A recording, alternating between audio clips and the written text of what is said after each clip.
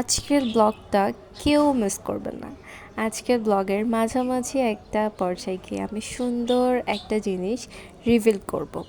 আসসালামু আলাইকুম, hello everyone, welcome to Tanisha's arts and craft.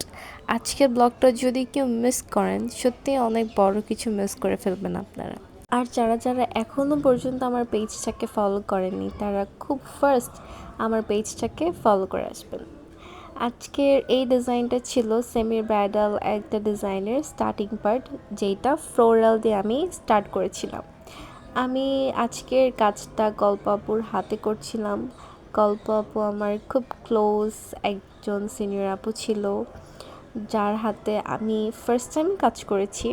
ডিজাইনের শুরুতে আমি আপুকে আস্ক করলাম যে আপু আমি কী ধরনের ডিজাইন দিব বা তোমার কোনো পছন্দ আছে কি না। আপু আমাকে বলল যে না, তুমি তোমার পছন্দ মতোই দাও। তো আমি চিন্তা করলাম ওকে ফাইন, আমি আমার পছন্দ মতো দিই।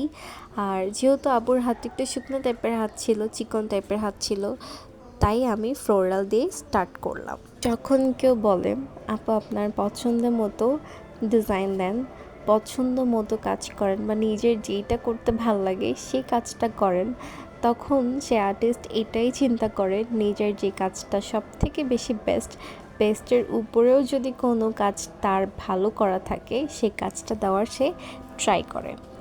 কজ ক্লায়েন্ট যখন আর্টিস্টের কথা চিন্তা করে বলে যে আপু আপনি আপনার পছন্দ মতো দেন, যেই ডিজাইনটা দিলে বা যেই কাজটা করলে আমার হাতকে খুব দূর থেকে হাইলাইট করবে, খুব সুন্দর লাগবে, সেই কাজটা দেন, তখন অ্যাজ আ আর্টিস্টেরও উচিত তার পছন্দ মতো সুন্দর একটি কাজ তাকে সার্ভ করা। আপনি কখনোই একটা মানুষকে 100 to 100 সার্ভ করতে পারবেন না। আপনি যদি ট্রাই করেন যে আমি একটা মানুষকে একদম 100 to 100 সার্ভ করতে চাচ্ছি, সেটা কখনোই পসিবল না। কিন্তু আপনি যদি এটা ট্রাই করেন যে আমি একটা মানুষকে 70% বা 80% তাকে প্রপারলি সার্ভ করব, ইনশাল্লাহ আপনি সেটা করতে পারবেন। আমি আপুর হাতের মিডল একটা পয়েন্টে এসে মুঘল টাইপের ডিজাইনের একটা পার্ট করছিলাম। ডিজাইন স্টার্ট করার পরে আমি আপুকে আস্ক করি যে আপু আমি এখানে মুঘল টাইপের একটা ডিজাইন দিতে চাচ্ছি।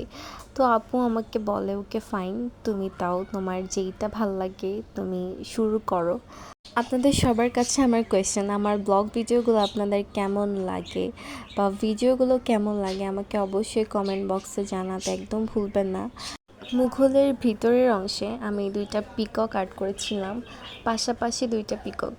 ইদানিং কেন জানি আমার পিকক টাইপের ডিজাইন করতে এত পরিমাণে ভালো লাগে, যেটা আমার কাজ দেখলে কিংবা আমার যারা অল টাইম ভিডিও দেখে তারা দেখলেই বুঝতে পারবে কি পরিমাণে আমি পিকক অ্যাড করি। রিসেন্ট 2টা টিম হয়ে গেছে রীতিমতো, যে আপু আমার হাতে অনেক পিকক থাকতে হবে, আমার হাতে ভরে ভরে পিকক দিয়ে দেন। আর একটা টিম হয়েছে আপু আমার হাতে যেন একটাও পিকক না থাকে, আমার হাতে পিকক দিলে ভাল লাগে না, আমার পিকক পছন্দ না। এরকম 2টা টিম হয়ে গেছে রীতিমতো।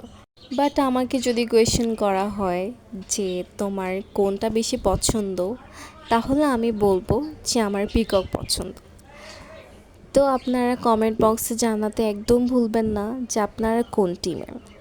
আমার ভয়েসটা হয়তো বা একটু অন্যরকম শোনা যেতে পারে, কজ আমার রিসেন্ট 2-3 দিন ধরে একটু ঠান্ডা লাগছে, এই জন্য হয়তো বা ভয়েসের কিছু কিছু কথা জড়িয়ে জড়িয়ে আসতে পারে। আশপাশ থেকে আরও কিছু নয়েজ পেতে পারেন, পাখির ডাকাডাকির শব্দ পেতে পারেন। আমাদের বাসায় যে পাখিগুলো আছে প্রচণ্ড পরিমাণে ডাকে, সারাটা দিন ওরা ডাকতে থাকে, এত পরিমাণে ডাকাডাকি করে, ওদের সাথে কথা বললে ওরা চুপ, কিন্তু ওদের সাথে যতক্ষণ কথা বলা যাবে না ঠিক এভাবেই ডাকতে থাকে। কথা বলতে বলতে বকবক করতে করতে আপুর আবার পা টান। আর আমি আপুর 2 হাতেই সেমি ব্রাইডাল ডিজাইন দিয়েছিলাম, তবে আমি কাজটা একদিনে কমপ্লিট করতে পারি নাই, কজ আপুর টাইম শর্ট ছিল। একটু নোটিস করলে দেখতে পাবেন যে আপুর 2টা ডিজাইনেই আমি ঝুমকা অ্যাড করেছিলাম নিজের পোর্শনে। ঝুমকা আপুর খুব ফেভারিট ছিল। আমি ডিজাইন স্টার্ট করার আগে গল্প আপু আমাকে বলছিল যে তুমি কিন্তু আমাকে ঝুমকা অ্যাড করবা, আমার ঝুমকা খুব পছন্দ।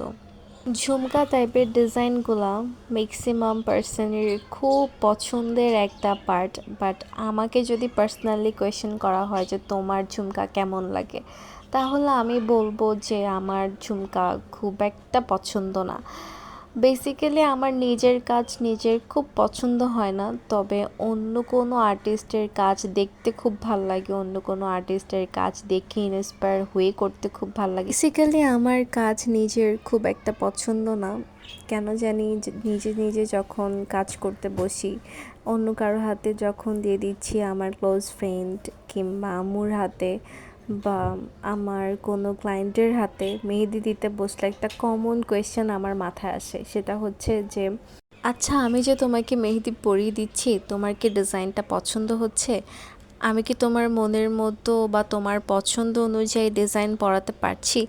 এই ধরনের কোয়েশ্চেন আমার সেই ক্লায়েন্টকে বা সেই ক্লোজ ফ্রেন্ডকে বা আম্মুকে করতেই হবে, সে যেই হোক না কেন। আমি যতক্ষণ না পর্যন্ত তাদেরকে এই কোয়েশ্চেনগুলো করতেছি, ততক্ষণ পর্যন্ত আমার ভিতরে খুঁতখুঁতামি কাজ করে। আর আমি একটু খুঁতখুঁতে টাইপের মানুষ, কেন জানি আমার মনে হয় সব জিনিস পারফেক্ট হইতে হবে, বাট সব সময় সব জিনিস পারফেক্ট হয় না। এই জিনিসটা কেন জানি আমি নিজেকে বোঝাতেই পারি না, বাট রিসেন্টলি আমি এটা বোঝার একটু ট্রাই করতেছি যে তানি, সব জিনিস পারফেক্ট হয় না। সো এই গ্রিডটা একটু ট্রেন্ডিংয়ে চলতেছিল, একটু না অনেকটাই ট্রেন্ডিংয়ে চলতেছিল, তা আমি ভাবলাম আমি আপুর হাতে এই গ্রিডটা ট্রাই করি কেমন লাগে। এই গ্রিডটা যখন আমি আপুকে দিচ্ছিলাম, তখন আপু আমাকে বলতেছিল যে এই গ্রিডটা আমি মনে মনে ভাবছিলাম তোমাকে দিতে বলবো, আর তুমি এই গ্রিডটা দিয়ে ফেলছো। এই গ্রিডটা দেওয়ার সময় আমার আম্মু এসে একবার দেখে গেছে যে আমি এই গ্রিডটা দিচ্ছি, তখন আম্মু আমাকে বলল যে নেক্সট টাইম আমি যখন মেহেদি দিব বা আমাকে যখন মেহেদি তুমি পরাই দিবা, এই গ্রিডটা কিন্তু মাস্ট আমাকে দিয়ে দিবা। ব্লগের শুরুতে বলেছিলাম যে আমি সুন্দর একটা জিনিস রিভিল করতে যাচ্ছি, এই সেই জিনিসটা যেটা আমি রিভিল করতে যাচ্ছি। হ্যাঁ, এটাই আমাদের সেই ছোট্ট পাখির বেবিটা। আমি যখন ভিডিওটা করি, তখন বেবিটার এইজ ছিল মাত্র 8 দিন। আর ভিডিওটা এখন যখন আমি এডিট করছি, ওর এইজ এখন প্রায় 20 দিনের মতো। সো এতদিনে ও অনেকটাই বড় হয়ে গেছে, বাট ও এত পরিমাণে দুষ্টামি করতে পারে। একটা ছোট্ট একটা বাচ্চা পাখি এত দুষ্টামি করে, সেটা ওকে না জানলে আমি বুঝতাম না। এই দিন যেদিন আমি আপুর হাতে মেহেদি পরাচ্ছিলাম, তখন জিসান হুট করে এসে আমাকে বলছে, আপু তোমাকে একটা সুন্দর একটা জিনিস দেখাবো। তো আমি জিসানকে বললাম, কী জিনিস দেখাবা তুমি আমাকে? তখন আমাকে এসে বলতেছে, দেখো আমি পাখিটাকে বের করছি, ছোট্ট এই বেবিটাকেও বের করছে আমাকে এনে, সেটাও দেখাচ্ছিল। এই ছোট্ট পাখিটার বয়স যখন 4 দিন, তখন ও একটা ভিডিও এডিট করে আর সেটার ভয়েস ওভার দিয়ে ও সেটা পেজে আপলোড করে। সেই ভিডিওটা সবাই এত বেশি পছন্দ করে, সবাই পার্সোনালি ইনবক্সে এসে কমেন্ট করছিল যে ও বেবিটাকে আমরা দেখতে চাই, বেবিটার কি হয়েছে সেটা দেখতে চাই।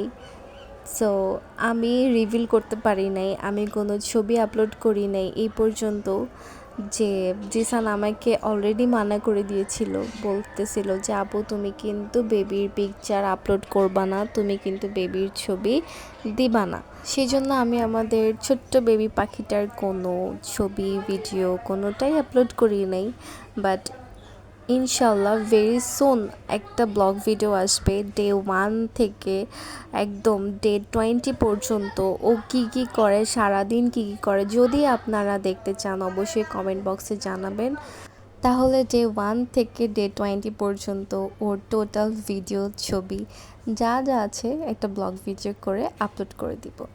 আর আপুর দুইটা হাতের আপার পার্টের ডিজাইন কেমন হয়েছে অবশ্যই কমেন্ট বক্সে জানাতে ভুলবেন না।